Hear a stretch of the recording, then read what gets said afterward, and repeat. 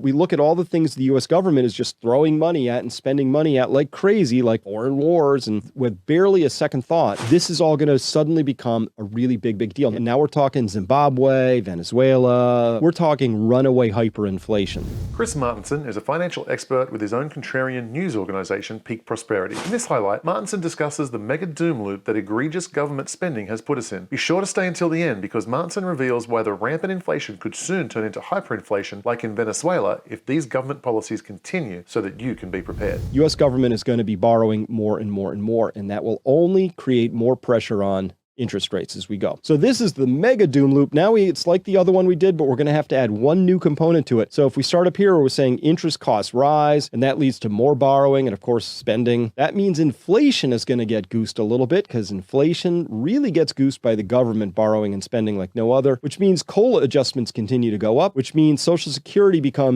is now a net drain, but that really gets on afterburners as this part of the process begins to take hold. And then that leads to even more borrowing, which means interest costs rise, which leads to this and so on. And that is the doom loop right there. That's the mega doom loop. This is how this thing works. This is what's been activated, and I can't find anything in the numbers to suggest that there's any way out of this. The only possible way out of this for the U.S. government is to break promises. So this is why Social Security people like, oh, this is going to sink the ship, Chris. Not necessarily, because it's by any act of law, we can change it. Hey, benefit payments are cut in half. Hey, we're going to make people pay in twice as much. Rule changes. When the going gets tough, they change the rules. They'll never sit down and say, hey, I would like to plead for amnesty. Our fault. We're sorry. We shouldn't have managed it that way in the past. This was completely mathematically, obviously a stupid thing to do, but we did it anyway. But now we're the right people to lead you forward. So that's why you should trust us when we're going to double your taxes on this stuff and cut your benefits in half or whatever they're going to need to do, because this thing is really broken. Now, it's against this backdrop that we look at all the things the U.S. government is just throwing money at and spending money at like crazy, like foreign wars and other things like that with barely a second thought. This is all going to suddenly become a really big deal. Now, for boomers who are listening out there, this is our generation screwing the pooch on this story. This is leaving behind a ruined financial and economic landscape for the people who are going to follow. This is not a good look. This is not a good situation. This is really bad. For people who are younger growing up into this, you're going to be saddled with an extraordinary fiscal mess. And you should be asking, well, what'd you borrow all that money for? And what do we have to show for it? We have some great pyramids of chaos. Do we have an interconnected high-speed rail line that can get me across the country without spilling a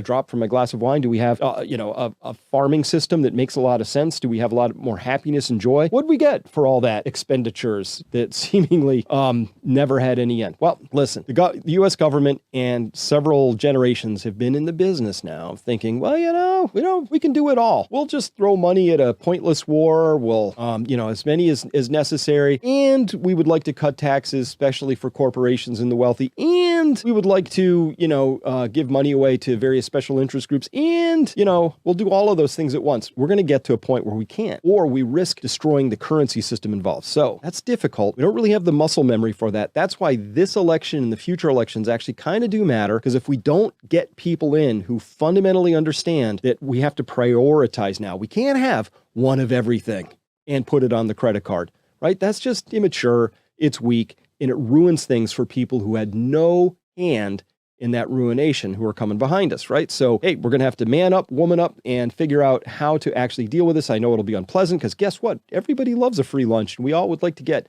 one of everything for free. But that's not the world we live in. It's not how these things actually work. So this mega doom loop has been activated, and it's that COLA adjustment, 8.7%. I've never seen one that large in my adult lifetime. That's a big moment, and it activates in January. Now, it doesn't blow it up right away. I say it lit the fuse. It's going to take time for that 8.7% to turn into 9% the year after that, or whatever the numbers are as we start to activate this thing. But it could get away from us a lot more quickly if what I think is about to happen in the energy space, particularly around oil, it's going to happen soon. So that's what part 2 of this whole thing is about, and we'll get to that in just a second. Now, how does this loop get even worse than we think? So the Congressional Budget Office, the CBO, they've got a really tough job. They have to comb through all the legislation that's been passed, like the Inflation Reduction Act or any other piece of legislation, and make their best guesses about how much does this add to or subtract from the deficit. And of course, really complicated, sort of very dependent calculations dependencies related calculations where you have to make a lot of sort of guesses and if then. So they have a hard job. And second of all, making predictions is difficult, especially about the future, as Yogi Berra would say. So I'm not here to bang on the CBO, but I'm here to tell you that the point of view that they put forward, that all of Washington is operating from, is a framework that can't possibly be true.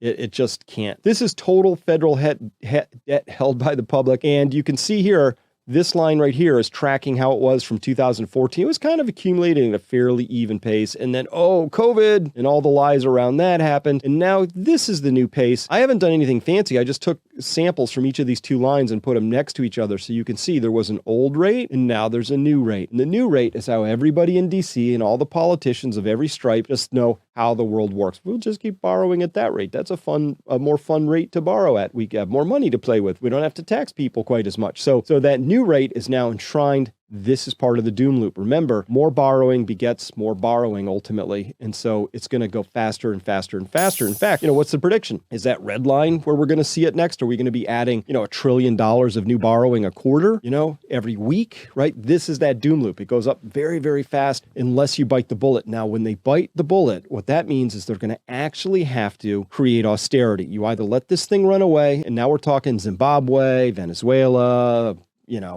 Yugoslavia in the 90s. We're talking runaway hyperinflation. That's one side of the story. What's your other side? Well, you actually have to go for this punishing deflationary outcome. You actually have to rein spending back in, and that creates a lot of economic misery. So, do you want people and their savings to be destroyed by inflation, or do you want them to lose their jobs and, go down that path? That's the place we're at right now. No good decisions left to be made. The Federal Reserve, they screwed this pooch starting back in 1987 with a key critical mistake Alan Greenspan made. Everybody bought it. They made another set of mistakes in the early 90s, then in 95 again, then 1998, then 2001, 2007, then 8, then 11, then 2013, then 19, and here we are. Biggest mistakes ever in 2020. So this has been a long series of very bad mistakes that, honestly, we should have had adult-sized conversations around a long time ago, but we didn't. And so here we are. Now, now it begins to make sense. So I don't read German, but I took the translation of that from Christian Lindner. He's the German finance minister. He just called central bank digital currencies, or CBDCs, digital cash, he said, and praised their ability to be a growth engine for the economy. No mention of their ability to crush dissent, political dissent, and destroy privacy. We all knew this was coming, right? This is where this has always been leading. The story I just told you about that doom loop, there is no way to fix that. Like I said, do you want this sort of pain or that sort of pain? When you're caught in that sort of a bind, what do? I think you do whatever you can. And survival in this story, especially for Team Elite and all the big bankers and the central bankers, I think looks like kind of need a great reset. You kind of, you can't just say, we did bad and we made a couple of people really rich and we selected winners and losers and we threw an entire generation under the bus. Whoops, our bad, and we kind of preserved our own hides in our generation. That's an awkward story. So instead of saying that straight up, we're being led down a path which is going to hurt us into this whole CBDC sort of a world, central bank digital currency. What's the problem with that? I got digital money, right? I never see the cash on my credit card. But here's the thing. We saw the playbook on this thing and we saw them practicing some things. You remember, I'm cursed with this memory thing. You remember this? There were some Canadians who didn't like the lockdowns. They understood that they were illegal, unauthorized, and they represented an unconstitutional set of actions and grabs for power by the leadership of the Trudeau government. So they decided to protest that, perfectly within their constitutional rights. Even more within constitutional rights was for people to send $25, $50 or whatever to support that movement as these truckers took time off of their lives and out of their normal routes in order to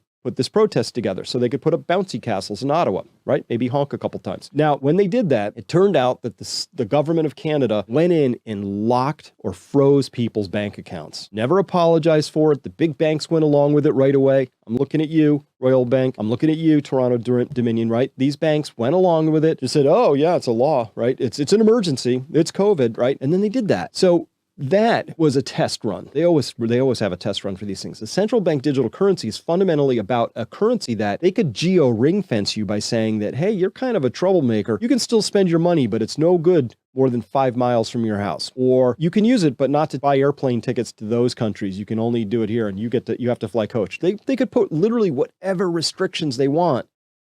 They can control what you eat, how often, where your money goes, enforce savings. They can give you negative interest rates if they want to incentivize you in another way. Possibilities are endless. Click here to watch Sam Bankman-Fried's embarrassing first interview post-FTX crash with the New York Times, where he makes the attempt to defend himself, but gets utterly humiliated by the interviewer. You don't want to miss this.